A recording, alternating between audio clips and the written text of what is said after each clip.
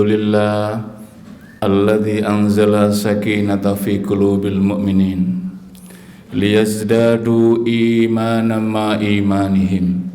Asyhadu an la ilaha illallah wahdahu la syarika lah wa asyhadu anna Muhammadan abduhu wa rasuluh.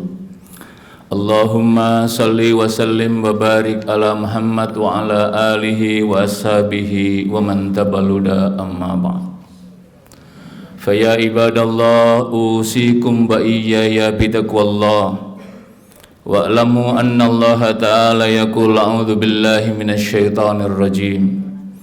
Ya ayyuhalladzina amanu ittaqullaha haqqa tuqatih wa la tamutunna illa wa antum muslimun. Shadaqallahul adzim.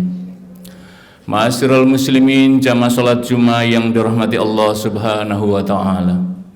Marilah pada kesempatan yang mulia ini intinya kita untuk selalu menjadikan rasa syukur kepada Allah Subhanahu wa taala atas limpahan rahmat dan nikmatnya yang dianugerahkan kepada kita, sehingga kita pada siang hari ini melaksanakan salat Jumat sebagai bagian dari panggilan keimanan kita kepada Allah Subhanahu wa taala.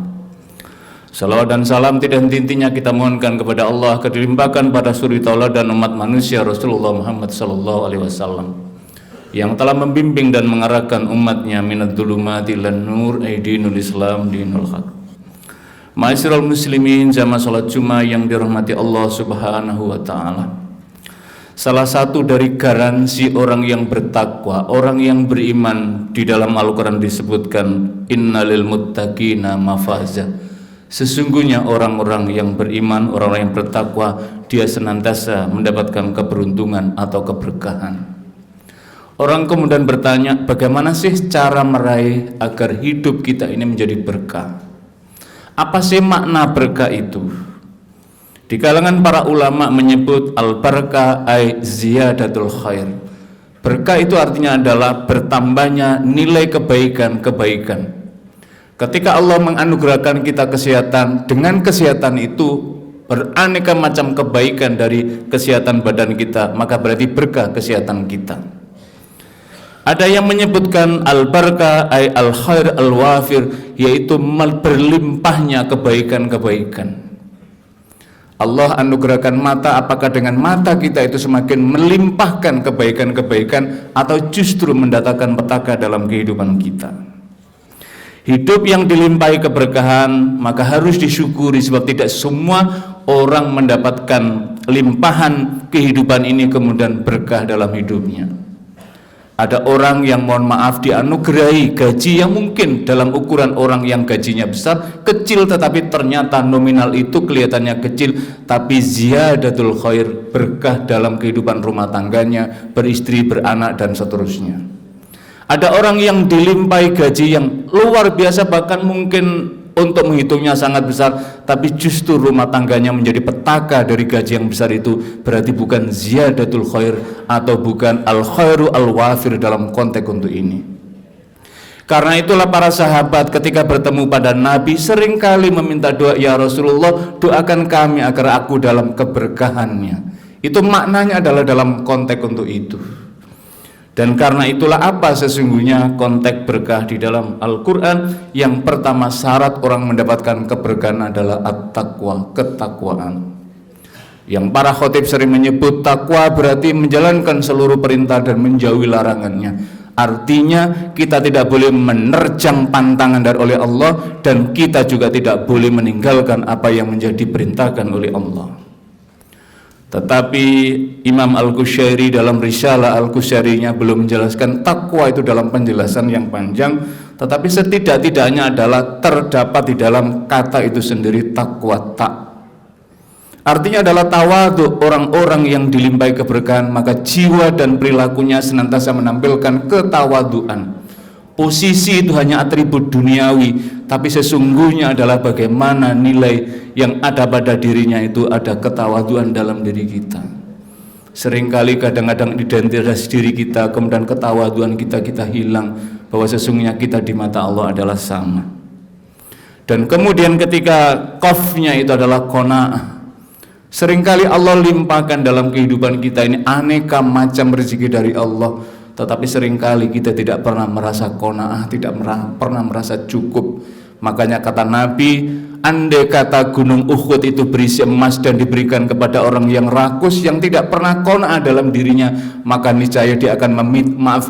Andai kata satu lembah itu berisi emas, maka dia tidak akan merasa puas dan dia akan meminta lembah berikutnya hingga nanti menyumpal tanah itu, artinya adalah mati.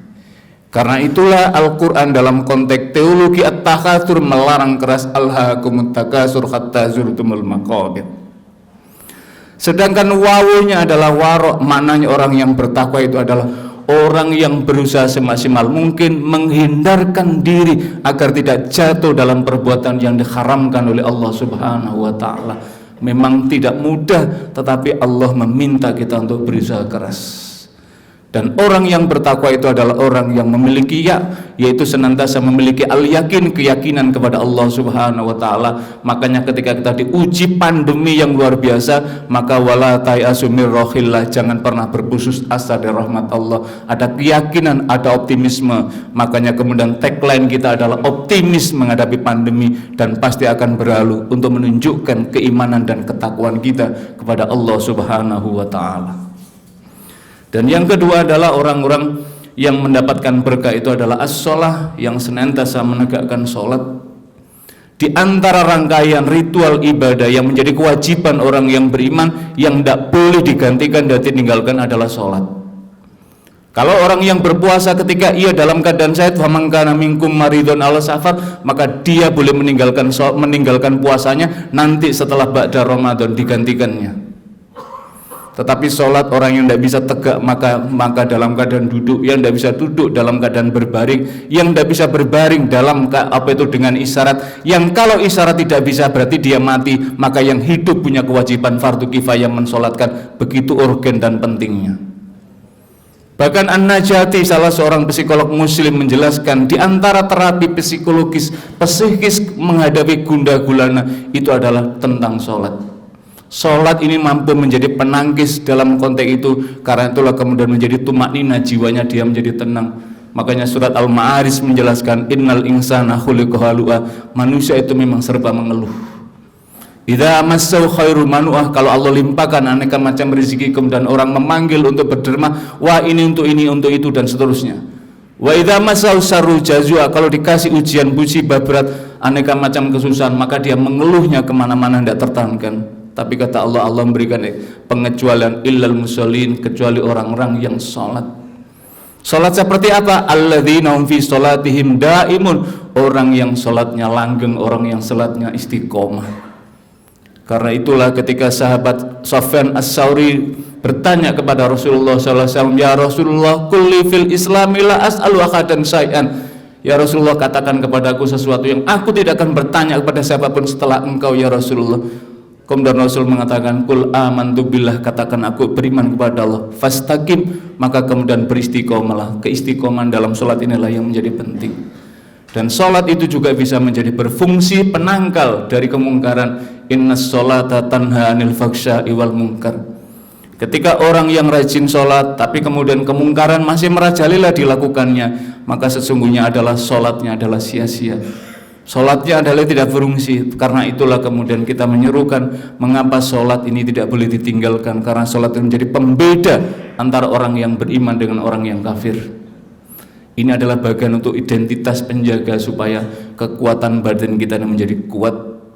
Dan bahkan Ibnu Qayyim Al-Jauzi memberikan terapi di antara selain 5 waktu sholat ada sholat yang memperkuat aspek takwiyul qalbi, menguatkan qodi, adalah sholat qiyamul lail. Makanya disebut oleh Al-Quran setelah sholat wajib ada sholat yang paling disebut dalam Al-Quran adalah sholat malam. Wa minal laili fatahajjad bi nafilatal lak asa ayyabathaka rabbuka maqaman mahmuda.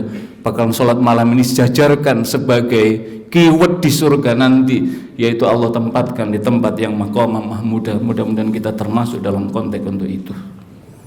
Dan kemudian yang ketiga yang disebutkan oleh Al-Quran adalah apa? Orang meraih berkah adalah dengan bersedekah. Fa'aksir bisadaqah, memperbanyak bersedekah. Kita berbahagia dan bangga berada di Masjid Tanwir, kantor PP Muhammadiyah. yang banyak berderma menyumbangkan, mengumpulkan sedekah-sedekah dari kita, dari seluruh warga masyarakat Muslim Indonesia. Terpanggil ketika saudara kita di Rohingya, ketika ada di Palestina, bahkan ketika berada di Uganda yang tidak ada masjid, terpanggil untuk derma di sana. Ketika Cianjur, ketika gempa di berbagai tempat, bersedekah. Innamat shadaqat tudfa'ul balak, sesungguhnya sedekah itu dapat mencegah dari balak dan bencana. Karena itulah mungkin Allah mengangkat bencana-bencana, salah satunya adalah karena filantropi Islam di Indonesia masih tumbuh dan berkembang luar biasa. Riset internasional menyatakan bahwa Indonesia menempati urutan pertama tentang kedermawanan. Itu menunjukkan meskipun dalam ujian berat tetapi orang masih berderma. Inilah bagian dalam konteks itu. Dan ternyata Allah memberikan ilustrasi dan apresiasi yang luar biasa dalam konteks untuk bersedekah ini digambarkan oleh Allah di dalam surat Al-Baqarah ayat 261. Mathalul ladzina yunfikuna amwalahum fi sabilillah kamathali habbatin ambatat sab'a sanabila min kulli sumbilatin mi'atu habba wallahu yudha'ifu liman yasha. Orang berderma satu tumbuh menjadi 7, satu tangkainya tadi tumbuh menjadi 10. Berarti orang yang berinfak 1 juta, maka nilai kelipatan pahala di sisi Allah itu sama dengan berinfak 700 juta. Bahkan Allah menyatakan wallahu yudha'ifu liman yasha, Allah melipat gandakan lebih dari itu. Dan orang-orang yang ketika menerima sedekah itu apa? Mereka mendoakan orang yang menjadi pemberi, dan malaikat juga mengangkat, memohon, bersolawat kepada Allah. Artinya adalah mendoakan orang yang beri dalam konteks tadi itu. Yang keempat adalah orang yang dapat meraih berkah adalah orang yang mudah memberikan maaf. Bagaimana kalau kita memiliki dendam? Allah tidak melarang kita punya rasa kesal, punya sakit hati pada orang lain, tetapi Allah meminta wal kadhiminal ghaidha wal afina 'anin nas.